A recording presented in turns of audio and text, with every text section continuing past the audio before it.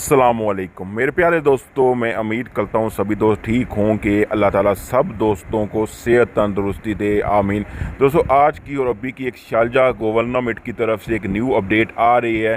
जैसे कि कल मैंने आपको बताया था, एयर अरेबिया पे आप लोग सफ़र कर सकते हैं जिनके न्यू वर्क एंट्री परमिट हैं या जिनके वीज़ा हैं।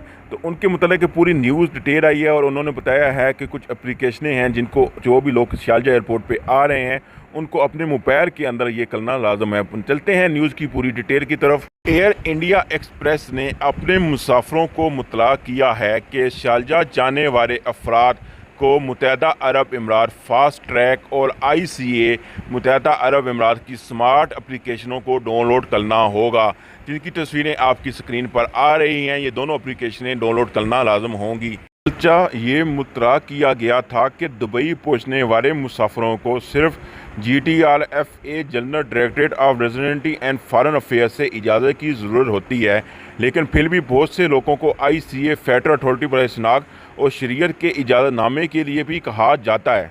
आपकी इंफॉर्मेशन के लिए बताता जाऊं कि आज की डेट में इंडिया कोची से चंद मुसाफिर जो ICA परमिट के बगैर मुल्क पहुंचे, इन्हें हिंदुस्तान वापस जाना पड़ा। अगर आप दोस्तों को ये इन्फॉर्मेशन अच्छी लगी है तो चैनल को ज़रूर सब्सक्राइब करें ताकि फ्यूचर में भी कोई अच्छी इन्फॉर्मेशन आए या यूएई की न्यूज़ कोई आए तो अब तक मैं पहुँचा सकूँ।